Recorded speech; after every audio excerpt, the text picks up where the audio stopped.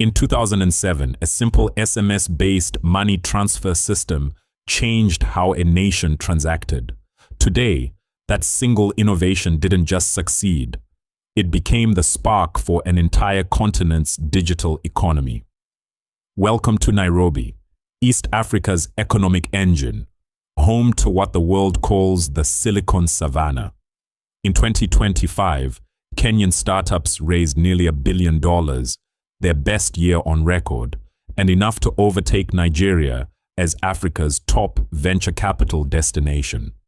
This is the story of why Kenya became Africa's capital for fintech, climate tech, and venture funding, and why investors are calling it the most strategic entry point on the continent.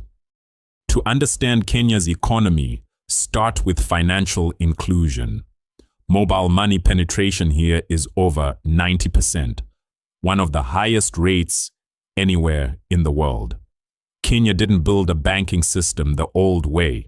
It leapfrogged straight past it. And the story doesn't stop at sending money between phones anymore. Kenya's fintech sector now builds enterprise credit scoring, cross-border settlement systems, and trade infrastructure for the wider East African community, a bloc of 8 countries and more than 300 million people. And the numbers behind the numbers matter just as much. Kenya's median age is just 20. More than 3/4 of the population is under 35. Paired with a highly educated population and an entrepreneurial mindset, this is one of the youngest, most trainable talent pools in any emerging market. For investors building for the next 2 decades, that demographic isn't a footnote. It's the foundation. So, why do fund managers rank Nairobi at the top of the list? 3 advantages: regulatory adaptability, a highly skilled entrepreneurial workforce, and a time zone that bridges Asia, Europe, and the Americas in a single working day. In 2025, Kenya became the first Big Four nation to lead Africa in startup funding, nearly $1 billion, a third of everything raised across the continent that year. But here's the honest part of the story. That surge was driven overwhelmingly by climate tech and clean energy, companies like D-Light, Sun King, and M-Pesa, not classic fintech. The funding is real, it's just not evenly spread, and it's not guaranteed to repeat. 2026 has already come in far cooler.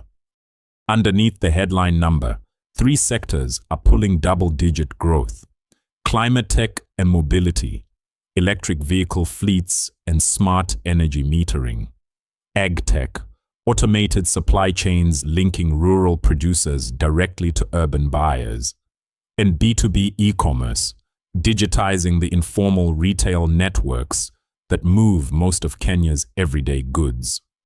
Global tech isn't just watching Kenya, it's building here.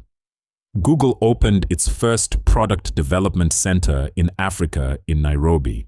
Microsoft's Africa Development Center sits alongside its Africa Research Institute, the continent's first AI research institute of its kind. Amazon has stood up its own development center and cloud infrastructure in the city. This isn't outsourcing. It's primary product development happening on Kenyan soil. And it's not just Western capital. In 2025 alone, China committed more than $900 million in new deals with Kenya, spanning steel, textiles, and manufacturing. India is Kenya's second largest source of foreign investment. Over 60 major Indian companies operate here across IT, pharmaceuticals, and manufacturing, with bilateral trade past $4 billion. From Silicon Valley to Shenzhen to Mumbai, capital is converging on Kenya from every direction. That's what a genuinely fertile market for investment looks like. None of this runs without physical infrastructure. Over 80% of Kenya's electricity grid already comes from renewables, mostly geothermal, with hydro and wind behind it. That means the data centers powering this digital economy run on one of the cleanest grids in the world. Add a growing expressway network and logistics parks near Jomo Kenyatta International Airport, and Nairobi is positioning itself as the physical, not just digital, gateway to East Africa. A digital economy still needs to move physical goods. Kenya's expanding air cargo and trade corridors are turning Nairobi into an operational headquarters for companies expanding across sub-Saharan Africa, not just a market to sell into, but a base to run the region from.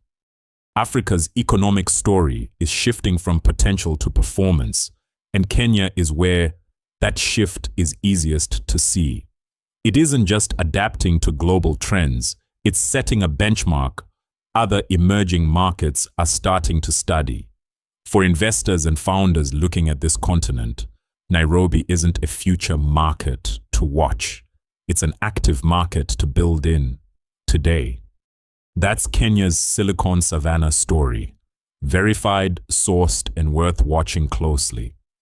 Which sector do you think scales fastest from here? Fintech, climate tech, or ag tech? Tell us in the comments.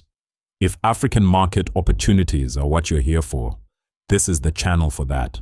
Subscribe to African Market Network. See you in the next one.